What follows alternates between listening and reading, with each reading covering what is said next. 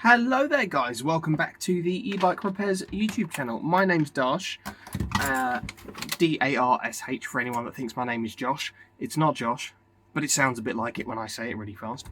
I take apart and fix super fun and exciting stuff, so primarily on the channel it's e-bike batteries, but I also do motors and wiring stuff from random faults and things like that. Anyway, I've got in this, it's an Eskuta, Eskuta, not Escoot, my bad. ESKUTA battery pack. There's a lovely label that tells you what ought to or not to do, which I'm going to slice. This apparently smells like burning. I had it before. The fuse holder or something was all on fire, and there's a big fuse in there.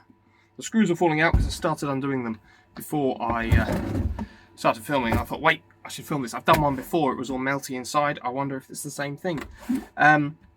There are screws like this, I think they're M3, M4, something like that. 1, 2, 3, 4, 5, 6. And I think you've also got to take the handle off. I've undone quite a few of them, but not all of them. I think that might be all of them, apart from the handle. Oh, it stinks. Pwah! That's not a nice smell. There are 1, 2, 3, 4, 5. I'm assuming there's another one kicking around somewhere then. If that's all I've managed to find. Oh, it's stinky. Smells like burning electronics. They all out?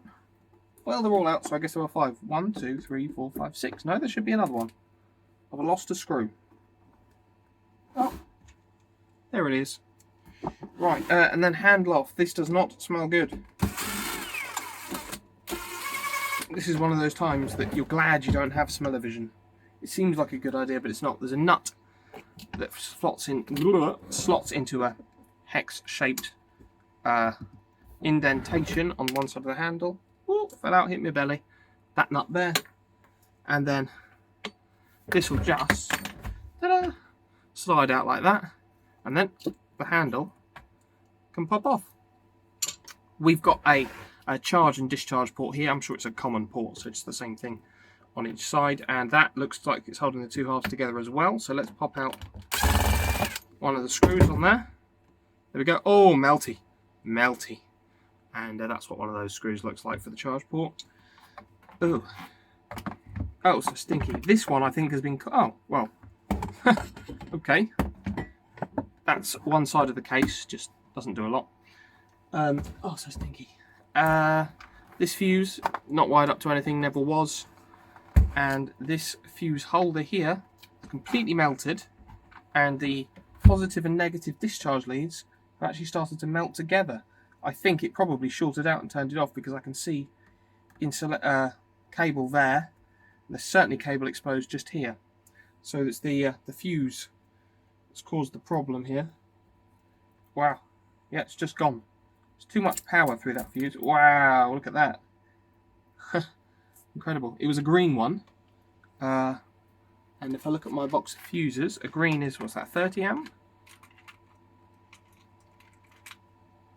30 amp is what a green fuse is. Yeah. I think the biggest, these 35s are pink. A blue's 15. A yellow's 20. Threes. Yeah, I think 35 is the biggest pink one.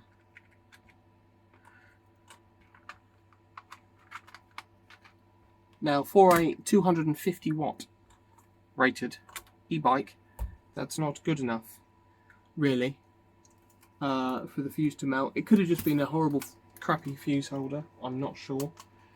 Just going to plug in the big soldering iron. I melted my t-shirt with this soldering iron the other day. It was not a good experience. I'm looking to replace the fuse holder entirely, so probably solder a new bit to cut the wire, solder a new bit there, replace it, maybe double up the fuse holders with two 35 amps to make a 70 amp, because realistically that's to protect against a dead short. I don't know. I'll see what the fuse holders I've got look like in terms of wire thickness. Random box of stuff. I think I need... Oh, that's not good. order some more. I don't think I've got any of a very good size, to be perfectly honest.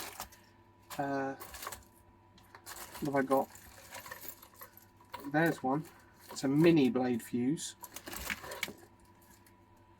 Oh no, am I out of fuse holders? No.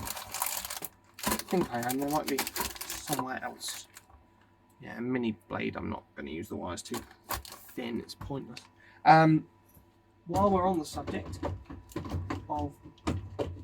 Get back in there where you belong, boy. Of this battery, it's a 48 volt 20 amp hour, which I think when I've tested them before does come out to be true. It's incredibly heavy. It looks like it's in fine condition. Doesn't really look like anything horrible's happened to this one. Quick visual inspection. Yeah, nothing looks horrendous in there. I'd leave that alone. Given that the issue is outside the pack, I'll just let it be, I think. Bear with me, I'm going to go and look for a fuse holder that is appropriate. Okay, right, so I have found a fuse holder. I'm not doing two because I don't want to. It's got a 35 amp fuse in it. Hopefully this one won't melt. It's one of these solid moulded ones. We'll try it and see, won't we? If it melts, I'll do it again. I suppose is the long and short of that one. So I've stripped those like that, and I'm gonna put them on there like that, basically, which is very exciting. The big soldering iron should be nice and warm by now. Oh, I can't go through that, that's dangerous. Okay, so let's get these tinned up. Oh, the big soldering iron is very good. So much quicker. Oh, smoking in here. Put that on there. I need to get myself some more fuse holders because it turns out I don't really have any.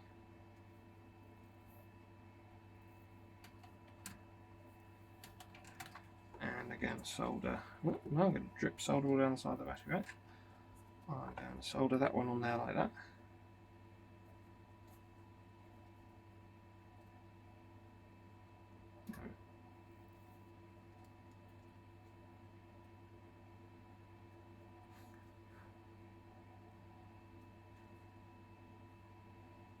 I think it's actually too hot, this iron.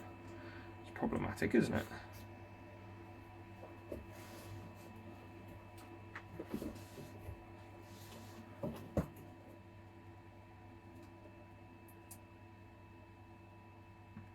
Ugh. Me being the professional.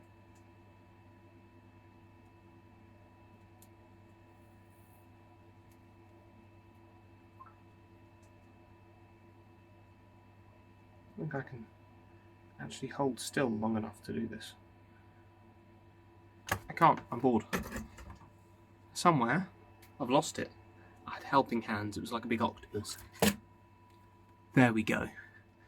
This bad boy. I'll be able to do it so you can see it now. It'd be fun, wouldn't it? Let's put that there. Next to it. Yes, I know it's not the strongest solder drill in the world, but for the power level that's going through this, it will be absolutely fine.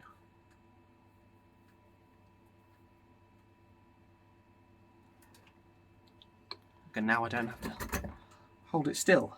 It holds itself. Very convenient. That should be one. And when it changes colour, it'll be ready for me to let go of. But of course it's bloody hot still. Maybe I could blow this nice fan on it. Get cold. Cool down. Are you cold yet? Probably. Just keep that blowing on. All of that. Okay, that's one side. Give that all, you know, tape and stuff afterwards. And I can do the same with this bit.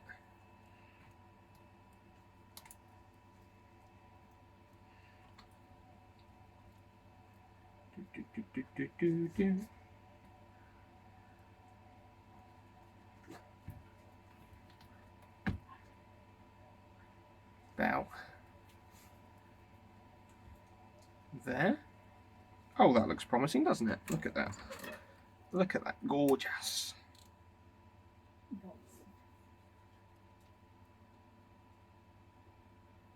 It's not really got full overlap there, I don't think.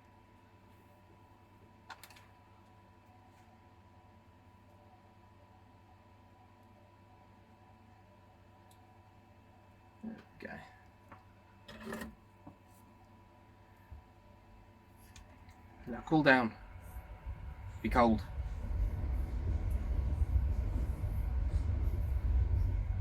There we go. This is the fume extractor, but just turned that way. It's kind of handy. Right, so now, see, that needs securing properly. Let me find a 48-volt charger. We'll check and make sure this is doing what it should be doing. Alright, so that I've got a 48-volt charger here, so 54.6 volt output. It's got a DC barrel jack at the end of it, which is long, but I've got these super handy adapters. Turn it into, this is like a kettle plug. One of those, and I'm sure the pin out's fine, I've checked it before. And then put that on there. Look at that, charging. Fantastic. I will deem that fixed. If it charges, it's going to discharge. If for some reason it doesn't, I'm going to fully charge it, and then I'll capacity test it, make sure it's doing what it's supposed to be doing. If for some reason I find it doesn't, I'll cut back and tell you, but it's probably fixed, isn't it? What I like to do with these is pop some. I've lost it. Of course I've lost it, bear with me. There we go. Pop some lecky tape around it, which is more layers. If you get anything sharp or anything like that, then heat shrink is one layer. Obviously you could do more than one layer of heat shrink, this is easier. Layers of lecky tape like that, and then this is some new stuff I've decided I quite like. It's car wiring loom tape, and whilst it's not very good for insulation because you can see through it, what it is really good for is stopping things rubbing. And if you wind it round really nice and tight, you end up with a really thick, sort of solid barrier around it. I find it works quite well. That's kind of what I go for. Yeah, if you found this helpful, maybe you've got an Eskuta battery like this that's got a similar problem, and it showed you what to do, or you were just interested, anything like that, please feel free to, you can like the video, comment, tell me I'm evil. You can subscribe to the channel if it's a good kind of evil and you like it. You can become a channel member, where you sort of throw into the internet ether 99 cents a month. I get a shockingly small amount of it, but it does inspire me to keep doing things like this, and not just opening it up, doing it in half the time, not talking about it, putting it back together, testing it, and then sending it back to the customer without telling the internet about it. So yeah, if you found it helped, please feel free to do any of those things. If you didn't, bye bye.